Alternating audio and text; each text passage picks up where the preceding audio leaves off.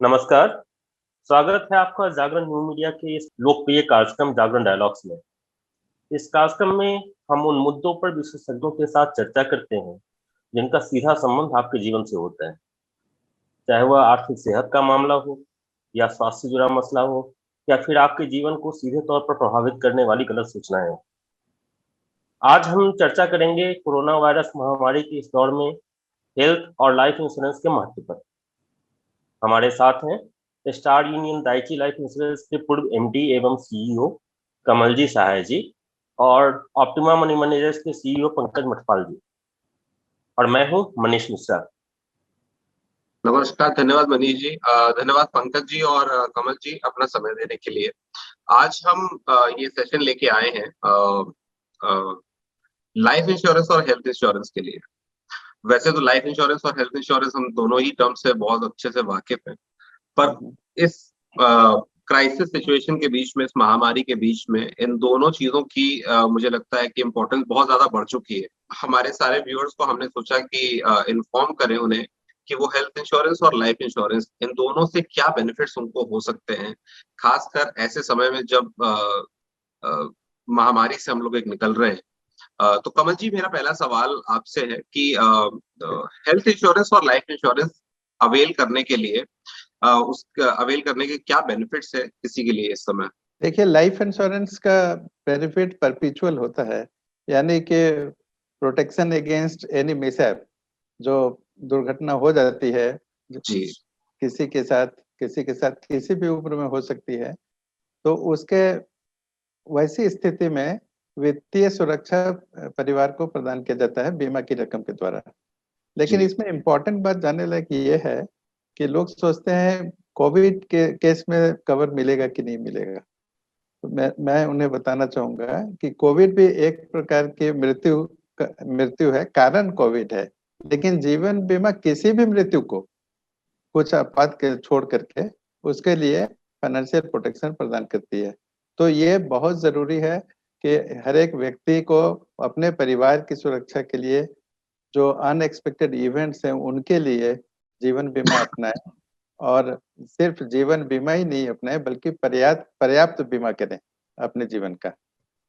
जी कमल जी, health insurance की अगर हम बात करते हैं, हाँ, पहले तो मैं आपसे ये जानना चाहता हूँ कि हेल्थ इंश्योरेंस में अगर कोई कोविड पेशेंट है, अगर वो कोविड पेशेंट किसी एक नेटवर्क के हॉस्पिटल में, जो लिस्टेड हॉस्पिटल, अगर वहां पे वो एडमिट होता है, तो क्या प्रोसेस है कि वो अपना इंश्योरेंस क्लेम कर पाए?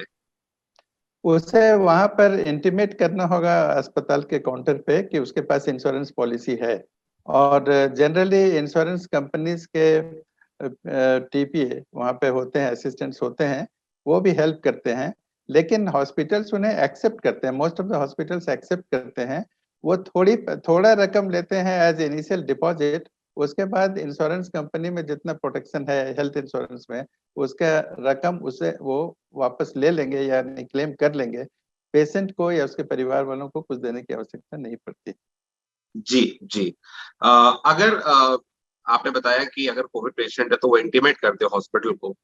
अगर किसी की फैमिली में कोई ना हो और अगर वो खुद एडमिट होता है, अगर वो किसी की हेल्प उस समय नहीं ले पा रहा है, अगर वो खुद एडमिट है हॉस्पिटल में, कोविड पेशेंट है, तो वो किस तरह से पोस्ट ट्रीटमेंट वो किस तरह से क्लेम कर सकता है अपने बेनिफिट्स? नहीं, फिर यूजुअल क्लेम फाइल करने का प्रोसेस है। जस्ट हॉस्पिटल कंपनी को इंटीमेट करना होगा, क्लेम के फॉर्म्स भरने होंगे और हॉस्पिटल के बिल्स लगाने होंगे साथ में, और टर्म्स एंड कंडीशन के मुताबिक क्लेम सेटलमेंट होगा। कोविड का केस है, इसके वजह से कोई अपवाद नहीं होगा, न तो कोई एक्स्ट्रा एडवांटेज मिलेगा न कोई डिसएडवांटेज मिलेगा। It is treated as a normal hospitalisation procedure. जी धन्यवाद सर। जी हमारे दर्शक जानना चाहते हैं, पंकज जी, ये सवाल आपसे है कि अभी हम बहुत बुरी दौर से गुजर रहे हैं, हम सब कोरोना महामारी को लेकर। एक तरफ जब हम हॉस्पिटलाइज होते हैं आमतौर पर, तो पता चलता है कि अस्पताल के खर्चे कितने बढ़ गए हैं, दवाइयों की कीमत कितनी बढ़ गई है, अस्पताल के बेड का खर्चा कितना है, रूम का खर्चा कितना है। अभी ये मास लेवल पर लोग एक्सपीरियंस कर रहे हैं, क्योंकि कोविड की वजह से हॉस्पिटलाइजेशन सारे हॉस्पिटल लगभग जहां जहां है वो फुल है। दो चीजें आपसे जानना चाहते हैं हमारे दर्शक कि अगर हेल्थ इंश्योरेंस जिनके पास अभी तक नहीं है, वो सस्ते हेल्थ इंश्योरेंस का विकल्प कैसे चूज करें? अगर जब वो ऑप्ट करते हैं कोई भी सस्ता हेल्थ इंश्योरेंस, तो क्या उनको, अगर जब आज इंश्योरेंस कराते हैं, तो वो आज से इंश्योर्ड हो जाएंगे कोरोना के प्रति? कि देखिए, इंश्योरेंस का महत्व तो पहले से ही था, ऐसा कुछ नया नहीं है, चाहे हेल्थ इंश्योरेंस हो या लाइफ इंश्योरेंस हो। लेकिन हम बात करें अगर हेल्थ इंश्योरेंस की, तो इंपॉर्टेंस पहले से ही थी। लेकिन क्या होता, जब तक अपने पर बीतते नहीं है या हम कुछ देखते नहीं है, तब तक एक स्वभाव है मनुष्य का कि चलिए करना है पर कर लेंगे। अब क्योंकि ये सुनने को बहुत मिल रहा है, ऐसा हम देख रहे हैं कि अपने ही परिवार में या फिर अपने आसपास का जो हम माहौल देख रहे हैं कि लोगों को बहुत दिक्कतें आ रही हैं, खर्चा बहुत हो रहा है, उतना पैसा अवेलेबल नहीं है, या जिसने इंश्योरेंस लिया हुआ है वो रकम बहुत छोटी है। तो ऐसे में अब लोगों को उसका एक इम्पोर्टेंस और ज्यादा मालूम चल रही है। आपने सवाल पूछा कि अगर अभी तक नहीं है तो क्या करें, तो जब जागो तभी सवेरा। तो डेफिनेटली अगर नहीं है तो लेना चाहिए, लेकिन 30 दिन का वेटिंग पीरियड किसी भी हेल्थ इंश्योरेंस आप लेते हैं तो उसमें 30 डेज का एक कूलिंग ऑफ पीरियड होता है। आपने ऐसा नहीं कि आज हेल्थ इंश्योरेंस की पॉलिसी ली और कल से एक्सीडेंट ऐसा है जो कि कवर होता है इमीडिएटली, एक्सीडेंट को छोड़कर बाकी चीजों के लिए 30 डेज का वेटिंग पीरियड होता है। उसके अलावा बाकी बहुत सारी ऐसी स्पेसिफाइड इलनेस होंगी जिनके लिए 36 मंथ्स या 48 मंथ्स का भी वेटिंग पीरियड हो सकता है, जो कि मतलब ऐसी डिजीज है जो पहले से ही उस प्रपोजर को पहले से है, प्री एग्जिस्टिंग डिजीज की मैं बात कर रहा हूँ। लेकिन अदरवाइज हम नॉर्मल अगर कोरोना की बात भी करें, आदमी हेल्दी है, उसने आज पॉलिसी ली, तो 30 डेज का एक वेटिंग पीरियड होगा, उसके बाद कोरोना के लिए भी वो पॉलिसी लागू होगी। और ध्यान रहे, आपने बोला कि सस्ती पॉलिसी, तो आप ये देखें कि आज प्रीमियम जो है वो पॉलिसीज के अलग अलग हैं, तो अब कंपेयर करना तो बहुत जरूरी है। लेकिन मेरी राय होगी कि आप फैमिली फ्लोटर पॉलिसी ले लें। हालांकि कोरोना में तो प्रॉब्लम ये हो रही है कि अगर फैमिली में एक मेंबर को है तो चांसेस है कि दूसरे को भी जरूरत पड़ जाए। तो फिर भी फैमिली फ्लोटर पॉलिसी में ये होता है कि एक ही सम इंश्योर्ड में पूरी फैमिली कवर हो जाती है। लेकिन ये ध्यान रहे, अगर फैमिली फ्लोटर ले रहे हैं तो एक रकम ठीक ठाक हो, बहुत कम, जैसे कि कई बार लोग 3 लाख 2 लाख की पॉलिसी लेते हैं और वो भी फैमिली फ्लोटर होगा तो उससे काम नहीं चलेगा। तो उसकी जो राशि है, जो सम इंश्योर्ड है, वो ठीक हो। और उसके ऊपर एक तरीका और बताता हूं, अगर सस्ते की बात है, अगर आप सीधा 10 लाख 20 लाख की पॉलिसी लेंगे वो काफी एक्सपेंसिव होगी। लेकिन यदि आप एक बेस कवर लें 5 लाख का और उसके ऊपर सुपर टॉपअप पॉलिसी ले लें 25 लाख की, तो ये जो कॉम्बिनेशन होगा काफी सस्ता पड़ेगा। और इससे आपका 25 लाख का, जिसमें मैंने बताया कि 5 लाख का आपने एक बेसिक पॉलिसी ली और उसके ऊपर आपने 25 लाख की एक सुपर टॉपअप पॉलिसी ली, तो 25 लाख का कवर हो गया। इसका जो टोटल प्रीमियम होगा उस पॉलिसी के मुकाबले कम होगा यदि आप बेसिक कवर 25 लाख का ले रहे होते थे। तो कम से कम मतलब बड़े सम इंश्योर के साथ में हेल्थ इंश्योरेंस पॉलिसी लें, और ध्यान रहे कि उसके फीचर जरूर देख लें। हालांकि सभी में आजकल कैशलेस बेनिफिट मिलता है, लेकिन उसके नेटवर्क हॉस्पिटल, क्योंकि जो कैशलेस होता है वो सिर्फ जो नेटवर्क हॉस्पिटल होते हैं उस पॉलिसी में, उस कंपनी के, वहीं पर आप कैशलेस ले सकते हैं। तो ध्यान रहे, आप जिस शहर में रह रहे हैं, जहां रहते हैं, आपके आसपास के हॉस्पिटल्स उस पॉलिसी के नेटवर्क में जरूर हो। जरूर हो। अच्छा, कमल जी सर से हम ये जानना चाहेंगे कि पंकज सर ने बताया कि जो सस्ती पॉलिसी है हेल्थ इंश्योरेंस कैसे ली जा सकती है। सर, ग्रुप इंश्योरेंस पॉलिसी भी सस्ती होती है। कई सारे बैंक हेल्थ इंश्योरेंस भी देते हैं। कई सारे जो वॉलेट हैं, मोबाइल वॉलेट, वो भी हेल्थ इंश्योरेंस और life insurance, group health insurance और ग्रुप लाइफ इंश्योरेंस की सुविधा देते हैं। तो सर, इसके लिए जाना कितना ठीक रहेगा? बिल्कुल ठीक रहेगा, क्योंकि ग्रुप हेल्थ इंश्योरेंस पॉलिसी काफी सस्ती होती है और इंडिविजुअल को बहुत लो प्रीमियम में हाई कवर मिलता है। इसीलिए ग्रुप इंश्योरेंस पॉलिसी का अगर अपॉर्चुनिटी है, चाहे एम्प्लॉयर के मार्फत हो या कोई इस तरीका के कम्युनिटी के मार्फत, जो आपने कहा पेमेंट वॉलेट वगैरह कोई भी ऑफर है, तो ये पॉलिसी लेनी चाहिए। लेकिन इंश्योर करना चाहिए कि टाइमली प्रीमियम कटे और उनके अकाउंट से कटे या वो जमा करें और प्रीमियम जमा हो। अक्सर ऐसा देखा जाता है कि ग्रुप इंश्योरेंस पॉलिसी में थोड़े दिन तो मेंबर रहे, उसके बाद ध्यान नहीं दिए और वो डिसकंटिन्यू हो गया। कई जी, बार जी। टर्म्स कंडीशन भी बदलते हैं, कंपनी भी प्रीमियम बढ़ाती है, लेकिन फिर भी ग्रुप इंश्योरेंस का, हेल्थ इंश्योरेंस का बेनिफिट थ्रू ग्रुप इंश्योरेंस एक बहुत ही कन्वीनियंट और बेनिफिशियल पॉलिसी है, जरूर लेना चाहिए।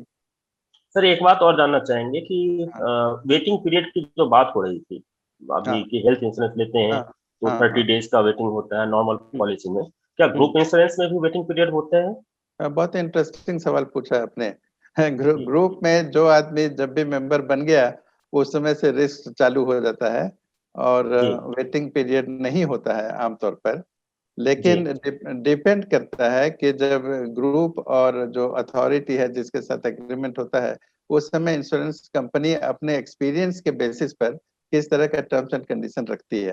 इंश्योरेंस कंपनी अगर वैसा कंडीशन रखती है तो वो उस तरह का पीरियड इम्पोज किया जा सकता है, लेकिन ज्यादातर ग्रुप इंश्योरेंस में ये लिमिट नहीं होता। तो हम अपने दर्शकों को ये बताना चाहेंगे कि हम्म, इस कठिन दौर में अगर आप इंश्योरेंस की सुविधा का लाभ उठाना चाहते हैं, चाहे वो हेल्थ इंश्योरेंस हो या लाइफ इंश्योरेंस हो, तो जैसा हम्म, कि हमारे एक्सपर्ट कमल जी सहाय जी ने कहा, तो आप ग्रुप हेल्थ इंश्योरेंस या ग्रुप लाइफ इंश्योरेंस का बेनिफिट ले सकते हैं। यहाँ जब से आपकी पॉलिसी शुरू होती है, आप प्रीमियम पे करते हैं, आपको पॉलिसी इशू होती है, तब से आप इंश्योर्ड हो जाते हैं ज्यादातर मामलों में, और आपको हॉस्पिटलाइजेशन बेनिफिट और बाकी के जो बेनिफिट होते हैं इंश्योरेंस के, वो आपको और आपके परिवार को मिलना शुरू हो जाता है। जी अभिनव जी। पंकज जी, हमारे दर्शक एक जानना चाहते हैं कि अ, क्योंकि अभी इस महामारी के बीच में बहुत लोगों ने अपनी नौकरी गंवा दी या लोगों की इनकम रुक गई। अगर किसी वजह से अपनी लाइफ इंश्योरेंस या हेल्थ इंश्योरेंस पॉलिसी का प्रीमियम नहीं भर पाता है कोई, तो उसके लिए क्या उपाय है, पहला।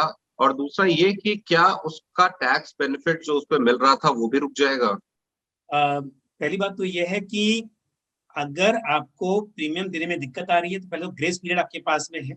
तो जो ग्रेस पीरियड है उसके बीच में अगर आप मतलब ग्रेस पीरियड के अंदर भर देते हैं, जो 30 डेज का ग्रेस पीरियड है मान लीजिए, उसके बाद उसमें भर सकते हैं, तो कोई दिक्कत नहीं है, उसमें भरने की कोशिश करनी चाहिए। दूसरी बात, हेल्थ इंश्योरेंस में यूजुअली पॉलिसी का जो प्रीमियम होता है या होता था पहले, वो सिंगल प्रीमियम होता था, वहां पर आपके पास मंथली या क्वार्टरली की चॉइस नहीं थी। बट अब हेल्थ इंश्योरेंस में भी कोरोना के दौर में ये फैसिलिटी अवेलेबल है कि आप उसको monthly, half yearly, quarterly mode में पे कर सकते हैं, तो वो करवाया जा सकता है। और लाइफ इंश्योरेंस में तो ये फैसिलिटी पहले से ही है।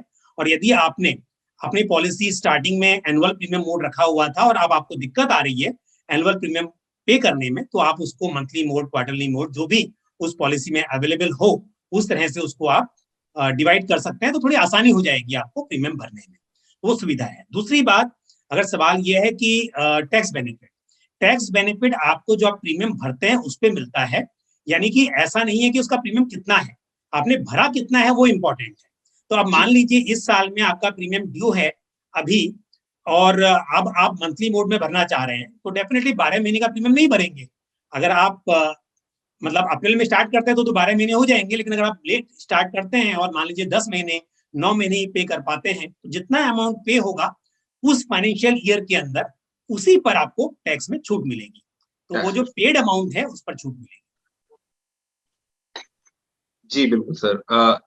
एक और सवाल था, हेल्थ इंश्योरेंस अगर हम लेते हैं, किस किस तरह के कोरोना वायरस का के पेशेंट के लिए किस किस तरह के मेडिकल एक्सपेंसेस यूजुअली कवर होते हैं? हालांकि सभी अलग अलग हॉस्पिटल में या अलग अलग इंश्योरेंस पॉलिसी के टर्म्स एंड कंडीशंस के तहत शायद अलग अलग रूल्स होते होंगे, पर फिर भी ये जानना चाहते हैं कि यूजुअली किस तरह के एक्सपेंसेस जो हैं वो हॉस्पिटल में कवर हो जाते हैं। लगभग सभी एक्सपेंसेस कवर होते हैं। कुछ पॉलिसीज में स्टार्टिंग में से पीपी किट है या फिर ऑक्सीमीटर है, इस तरह की जो चीजें हैं उनका खर्चा आपका रिम्बर्स नहीं हो रहा था, कवर नहीं हो रहा था। लेकिन अभी मोस्ट ऑफ द पॉलिसीज ने वो भी अपनी पॉलिसी में इंक्लूड कर लिया है।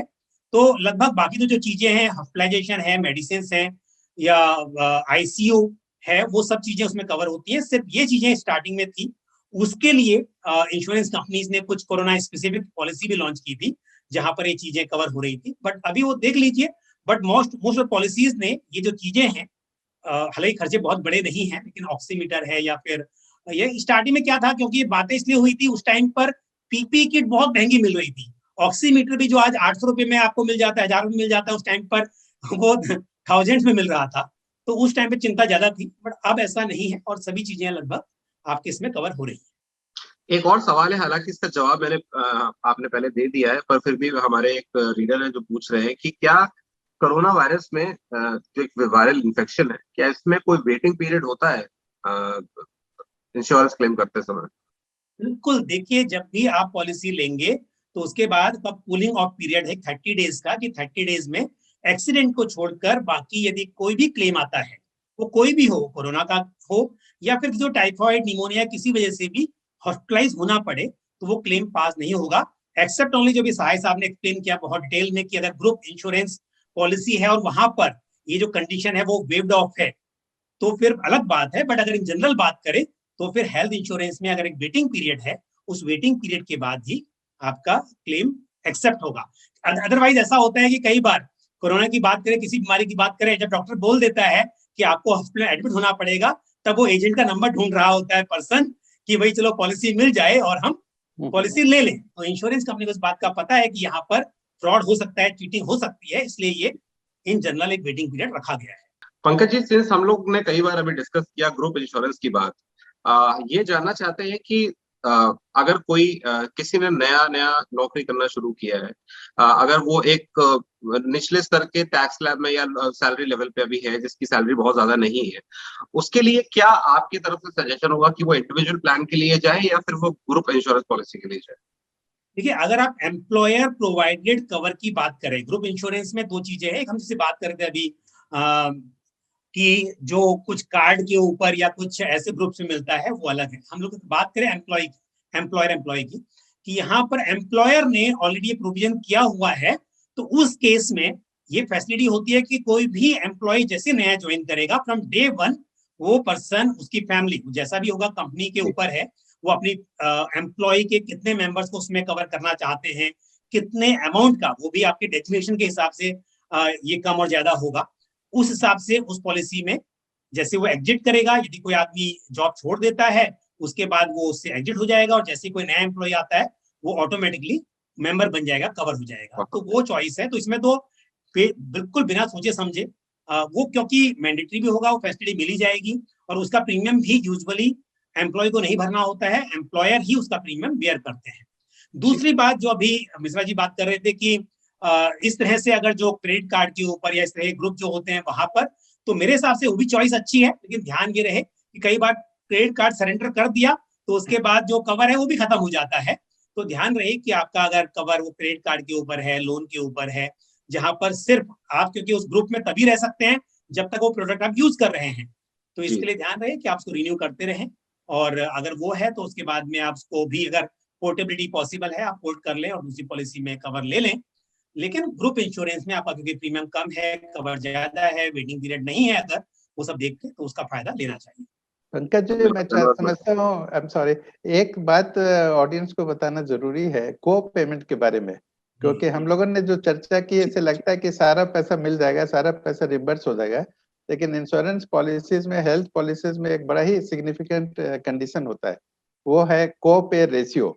यानी कि अगर 100 रुपए का क्लेम है तो 20 रुपया पार्टी को, क्लेमेंट को या पॉलिसी होल्डर को देना पड़ेगा, 80 कंपनी से मिलेगी। और जब ऐसा होता है, एक्चुअल एक्सपीरियंस, लोगों को बड़ा सदमा लगता है कि ऐसा तो नहीं था, ऐसा किसी ने नहीं बताया, लेकिन ये एक कंडीशन होता है। मेरे ख्याल में लोगों को ये जानना चाहिए। ये जिस समय लोग पॉलिसी ले रहे होते हैं उस हाँ, समय उनको को पेमेंट का क्लॉज देख लेना चाहिए कि को हाँ। पेमेंट का क्या क्लॉज है वहां पर। हम्म। एक सवाल हमारे दर्शकों की तरफ से आया है कि अभी जो कोविड की वजह से मोर्टालिटी रेट है ये आम दिनों की तुलना में ज्यादा है, हम्म। तो आप तो लाइफ इंश्योरेंस के काफी अनुभवी व्यक्ति हैं, आप लोगों को ये गाइड करें कि अगर किसी के पास लाइफ इंश्योरेंस है तो उसका वो क्लेम किस हिसाब से करें, उनको क्या क्या मतलब देखना चाहिए, परिवार के लोगों को क्या देखना चाहिए। हालांकि ये बड़ा ही उचित समय नहीं लगता, लेकिन लोगों को ये हाँ। जानकारी होनी चाहिए। तो आप जरा गाइड कर दें कि किन किन मामलों में क्लेम मिल सकता है, किन किन मामलों में क्लेम नहीं मिलेगा, और क्लेम करने की प्रक्रिया क्या है। देखिए, कोविड के मामले में जो क्लेम होगा वो कोई ऐसी घटना नहीं है जो किसी एक स्पेसिफिक कंडीशन के अंदर आती है। एक मृत्यु मानी जाती है, सिंपल मृत्यु है, और इसका कोई लिमिटेशन नहीं है कि 1 साल के अंदर होगा तो नहीं देंगे, 2 साल के अंदर होगा तो नहीं देंगे, क्योंकि इसकी कोई प्रीवियस हिस्ट्री भी नहीं होती कोविड की। ये तो सडन होता है, it is a kind of accident. तो ये जब घटना होती है, मृत्यु होती है, तो इंश्योरेंस कंपनी को पॉलिसी नंबर के साथ इंटीमेशन देना होगा। उसके बाद क्लेम के फॉर्म्स होते हैं जिसमें डेथ सर्टिफिकेट, मेडिकल रिपोर्ट के साथ फॉर्म जमा करना पड़ता है। और जहां तक मेरा विश्वास है और मुझे मालूम भी है, कोविड के मामले में इंश्योरेंस कंपनी काफी तेजी से क्लेम सेटलमेंट करती हैं। इसके लिए वो जो सारे कंडीशंस होते हैं प्री एग्जिस्टिंग डिजीज के, या कोई मटेरियल फैक्ट छिपाया था नहीं छिपाया था, वो इन्वेस्टिगेशन वगैरह कोविड में रिक्वायर्ड है ही नहीं, इसीलिए कोविड का प्रोसेसिंग फास्ट होता है। और जहाँ तक आंकड़े बताते हैं, करीब 21% डेथ क्लेम ज्यादा बढ़ गए इंश्योरेंस कंपनी के, और कोविड की वजह से, और सबका भुगतान हो रहा है, हुआ है सबका टाइमली। तो सर, इसमें किन बातों का ध्यान रखना चाहिए क्लेम करते समय? क्लेम करते समय सबसे पहले तो आपको कंप्लीट फॉर्म भरना है, डेथ सर्टिफिकेट भरना है, मेडिकल रिपोर्ट जमा करना है, और उसके बाद फिर नॉमिनेशन का ध्यान रखना चाहिए, क्योंकि फाइल कौन करेगा, क्लेम कौन करेगा, जो नॉमिनी होता है वो करेगा। अगर नॉमिनेशन नहीं है तो दिक्कत आती है, क्योंकि उसके बाद फिर सक्सेशन सर्टिफिकेट वगैरह की जरूरत पड़ती है। लेकिन आमतौर पे लोगों को बताया जाता है पॉलिसी लेने के वक्त ही कि प्रपोजल फॉर्म में आप जरूर से नॉमिनेशन का कॉलम कंप्लीट करिए। तो 99.9% में नॉमिनेशन रहता ही है, दिक्कत नहीं होती है मेरे ख्याल में, और कोई विशेष बात की जो आवश्यकता नहीं। जी पंकज जी, एक सवाल और है। मुझे साहिब साहब की बात से एक बात और याद है, मुझे लगा दर्शकों को बताना चाहिए, क्योंकि हमने प्रोग्राम कर रहे हैं, बहुत ही जनरल बातें इसमें बताने की कोशिश कर रहे हैं। नॉमिनेशन वैसे तो जब पॉलिसी को प्रपोजल फॉर्म भरता है तो नॉमिनी जरूर बनाता ही है, बट प्रॉब्लम ये होती है कि उसको अपडेट करना भूल जाता है। कई बार ऐसा होता है कि लॉन्ग टर्म पॉलिसी होती है, जिस वक्त पॉलिसी ली उस वक्त मान लीजिए उस प्रपोजर ने अपने मदर को नॉमिनी बना दिया, और बाद में ऐसा कई केस मैंने खुद अपने आंखों से देखे हैं कि वो नॉमिनी की डेथ हो गई उससे पहले ही, लेकिन अपडेट करना भूल गए, ध्यान नहीं दिया, रह गया। और जब उस व्यक्ति की जो पॉलिसी जो सम एश्योर्ड है, जो लाइफ एश्योर्ड है, उसकी डेथ होती है जब, तो तब उस वक्त मालूम चलता है कि जो नॉमिनी है वो तो इनवैलिड है, क्योंकि वो नॉमिनी की ऑलरेडी डेथ हो चुकी है। तो नॉमिनी बनाने के साथ साथ उसको अपडेट करना भी बहुत ही जरूरी है। सॉरी, मैंने बीच में आपकी बात काटी। नहीं, बिल्कुल बहुत जरूरी इन्फॉर्मेशन आपने दी है पंकज जी। पंकज जी, एक सवाल और है कि इंश्योरेंस पॉलिसी के अगेंस्ट क्या लोन लिया जा सकता है? बिल्कुल, देखिए लाइफ इंश्योरेंस में अगर वो पॉलिसी, ध्यान रहे कि टर्म इंश्योरेंस के अगेंस्ट कोई लोन नहीं होता है। दो चीजें अलग बता दूं, मतलब हम जब लोन की बात कर रहे हैं तो उस पॉलिसी से, इंश्योरेंस कंपनी से लोन लेने की हम बात कर रहे हैं। तो उस केस में अगर कोई पॉलिसी है, यूलिप में लोन पॉसिबल नहीं होता है आपकी टर्म इंश्योरेंस में, क्योंकि कोई उसका मैच्योरिटी बेनिफिट नहीं होता है, उसमें कोई आपका लोन नहीं होता है। मनी बैक पॉलिसी में जनरली लोन नहीं होता है, लेकिन जो एंडोमेंट प्लान होते हैं उनमें लोन पॉसिबल होता है कि आप उसका 90% तक भी आप लोन ले सकते हैं, जो भी उसकी उस वक्त जो वैल्यू है, सरेंडर वैल्यू है, सरेंडर वैल्यू का 90% आप लोन ले सकते हैं, तो वो पॉसिबल होता है। एक आखिरी सवाल है, जब लाइफ इंश्योरेंस पॉलिसी मैच्योर हो जाती है तो क्या उसके बेनिफिट्स पे हमें टैक्स देना होगा? देखिए, इसके अंदर ऐसा है कि अगर आप, पहली बात तो डेथ बेनिफिट पे तो खैर कोई भी टैक्स नहीं लगता है, लेकिन अगर मैच्योरिटी बेनिफिट की बात कर रहे हैं तो आपका लाइफ कवर जो है, प्रीमियम, सालाना प्रीमियम का 10 गुना मिनिमम होना चाहिए। अगर वो 10 टाइम नहीं है, क्योंकि आजकल बहुत सारी सिंगल प्रीमियम पॉलिसीज भी आती हैं, और सिंगल प्रीमियम पॉलिसी में आपका सिर्फ 125%, अगर वो 1 लाख प्रीमियम भर रहे हैं और 1,25,000 का ही वहां पर डेथ कवर है, तो उस केस में जो मैच्योरिटी बेनिफिट मिलेगा वो टैक्सेबल हो जाएगा। तो टैक्स फ्री पैसा चाहिए। ध्यान रखिए कि आपका लाइफ कवर 10 टाइम हो। और कई बार एजेंट लोग कई बार ऐसा बोलते हैं कि सर इतना लाइफ कवर क्यों ले रहे हो, आप तो इसमें इन्वेस्टमेंट के हिसाब से पैसा इन्वेस्ट कीजिए, लाइफ कवर लेंगे तो आपका प्रीमियम ज्यादा कटेगा, क्योंकि मोर्टेलिटी चार्जेस कटते हैं। तो कई बार जानबूझकर कम लाइफ कवर देने की भी कोशिश करते हैं, स्पेशली यूलिप्स में, तो ध्यान रहे कि लाइफ कवर 10 टाइम होना जरूरी है। और आपने एक बात कही कि ये लास्ट सवाल है, इसमें एक छोटी सी बात और क्लियर कर दूं, हमारा जो डिस्कशन हुआ था उसके बीच में, कि जब कोई हेल्थ इंश्योरेंस पॉलिसी लेता है तो जैसे सर ने भी बोला, सहाय साहब ने, कि ये जरूर देखे कि उस पॉलिसी में आपका ये कंडीशन कोपे वाली कंडीशन तो नहीं है, साथ में सब लिमिट की कंडीशन जरूर देख लें।